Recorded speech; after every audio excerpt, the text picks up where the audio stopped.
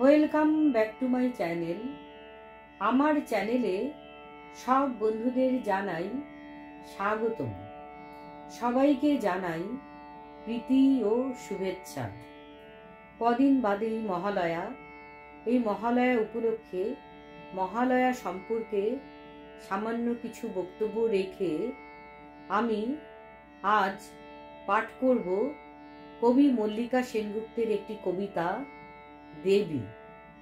সম্পূর্ণ ভিডিওটি শোনার অনুরোধ রইল।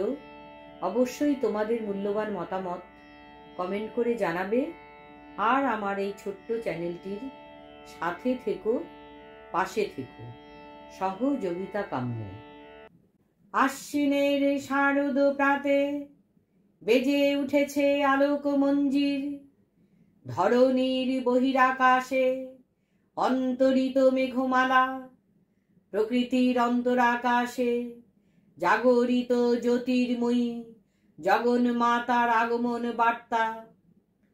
মহালয়ার ভোরবেলায় বীরেন্দ্র কৃষ্ণ ভদ্রের পরিচিত সুর শোনার জন্য আমরা প্রতি বছর অধীর আগ্রহে অপেক্ষা করে থাকি। শারদ প্রাতে আলোক বেণুর সুর ধ্বনিত হবে।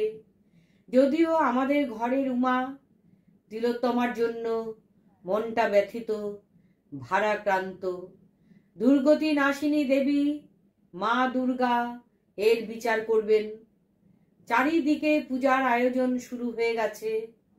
মহালয়ার দিন পিতৃপক্ষের অবসান হয়ে মাতৃপক্ষ শুরু হয়। সে দিনই আক্ষরিক অর্থে দুর্গা পূজার সূচনা। মহালয়া শব্দটির অর্থ মহান আলয় বা আশ্রম। এক্ষেত্রে দেবী দুর্গাই হলেন সেই মহান আলয়। পুরাণে বলা আছে, মহালয়ার দিনে দেবী দুর্গা মহিষাসুরকে বধ করবার দায়িত্ব পান। ব্রহ্মার বরপ্রাপ্ত কোনো মানুষ বা দেবতার পক্ষে মহিষাসুরকে বধ করা সম্ভব ছিল না।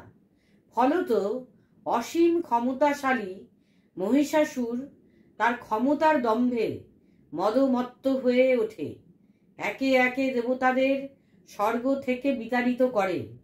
ব্রহ্মা, বিষ্ণু ও শিব ত্রয়ী তখন বাধ্য হয়ে মিলিতভাবে মহামায়া রূপে অমোঘ নারী শক্তি সৃষ্টি করলেন। দেবতাদের দান করা 10টি অস্ত্রে সিংহবাহিনী দেবী দুর্গা সুসজ্জিত হয়ে ওঠেন। 9 দিন ব্যাপী ঘোরতর যুদ্ধে মহিষাসুরকে পরাজিত ও হত্যা করলেন।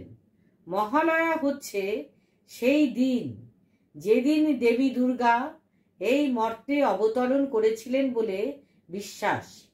পিতৃপক্ষের অবসানে দেবী পক্ষের সূচনার দিনটিকেই মহালয়া হিসেবে উদযাপন করা হয়।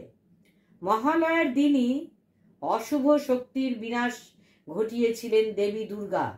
এই বিশেষ দিনে মহিষাসুরকে বধ করে অশুভ শক্তির বিনাশ ঘটিয়ে এবং শুভ শক্তির আরাধনায় তাই মহালয়ার গুরুত্ব অপরিসীম।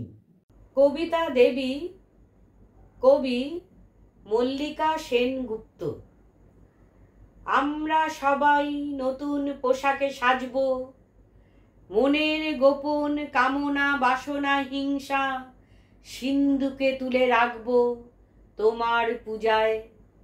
এসো দেবী, এসো জোছনা মেয়ের স্বপ্নে, কত টাকা ওড়ে কত রোশনাই শহরে, ভিখেরি বালক একা বসে কাঁদে গোপনে। বন্যার গ্রামে শত শত দুর্গতরা, এসো দেবী, এসো বন্যা ত্রাণের শিবিরে। কোনো পরী এসে ভাঙবে অন্ধরাত্রি? দুর্গা, তুমি কি পরী হতে পারো? বলো না। 1 মুঠো চাল 100 কোটির জন্য, এসো দেবী, এসো পাড়ার রেশন দোকানে, এসো দেবী, এসো ফুটপাথ জোড়া বসতে, এসো দেবী কয়লা খনির গর্তে, এসো দেবী এসো ত্রস্ত মেয়ের বাঁ পাশে কল্যাণময়ী, এসো কল্যাণ রাষ্ট্রে।